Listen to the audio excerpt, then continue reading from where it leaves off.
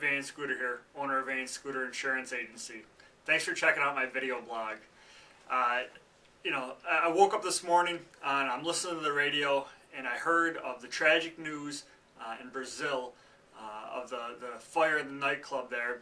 I think at least 231 people were killed and hundreds of others were injured. This was a case where there just wasn't enough exits for everyone to get out of. This club was filled with over 2,000 people that had a maximum capacity of only 1,000 people. The fire broke out, there was only one exit to get out of, and people were essentially trampled and fell down and blocking the hallway so other people could not get out safely. Now, whenever I hear stories like this, it immediately makes me think of my own preparedness for my family if there was ever a fire in our house. And it brings me back to when I was in grade school. I can vividly remember bringing home this assignment, to my parents, and it was to draw up a fire escape plan for our family. And I remember, kind of exactly what we did. We walked through, each person's escape routes from their bedroom if there was a fire. So we knew, hey, your first exit is going to be to go out your bedroom door to check. But before you open the door, make sure you check the door, see if it's warm. If it's warm, it means probably the fire is outside your door. You put a blanket underneath the door, and then you use your second way to get out, which is usually out the window. And we had determined whether it was, we kind of lived on a raised ranch, so it was pretty much safe for me to hang out the window and fall to the ground safely, on my own when I was at that age. And so we kind of had our plan where everyone knew how to get out of their room safely.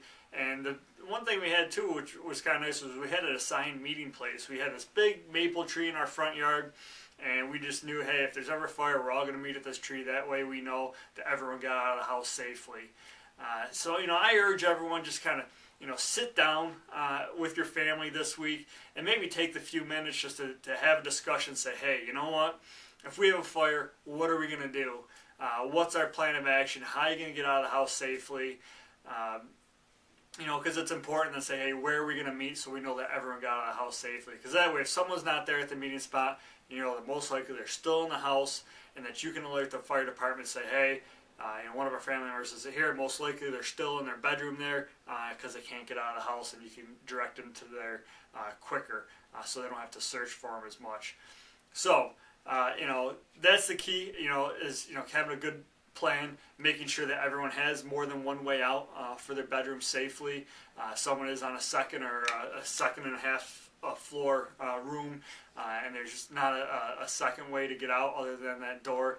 Maybe invest in one of those small kind of roll out ladders that can go out the window for them. So you just want to plan ahead because you always want to make sure that you're prepared for scenarios that can happen like this. You can never imagine how much this just a few minute conversation can help save people's lives, but it does.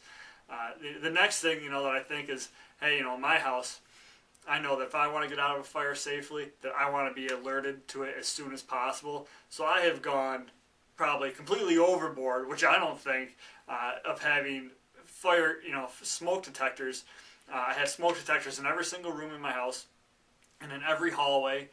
Because I know that, hey, if there's something smoldering or, I want to know as soon as possible, because once that fire starts, I know it can spread pretty rapidly. So I think that's important. If you walk around your house and you think you have adequate amount of smoke detectors, go out and you can pick them up for under $10 at one of the big box home improvement stores. Maybe just buy a couple extra, throw them up in places where you don't see any. So just to make sure that you're safe and that you're alerted. The other thing I did as well is they had those little small kind of portable recreational size fire extinguishers that people use for kind of their boats and things like that. I've actually bought one of those for each of the floors of my house, and I've actually had to use one of those before. You can pick it up for under $20.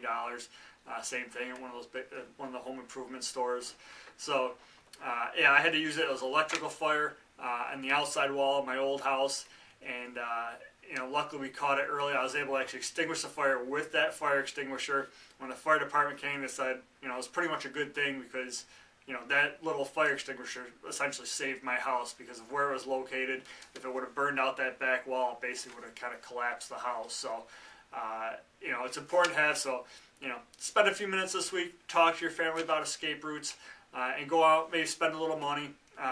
Don't go crazy on it, but spend under get under $10 for some smoke detectors, and under $20 for a few fire extinguishers, and be safe. And we feel for everyone out there that was injured or killed in that Brazil tragedy. Our thoughts and prayers go out to you. So now pass this video along to any of your friends or family members, and hopefully they'll get their own fire escape plan prepared. And if you want these and more tips, sign up for our blog at our website, VanScoterInsurance.com. And if you would like us to be your insurance agent, feel free to give us a call at the number below. We'd be happy to give you a no obligation quote. Thank you.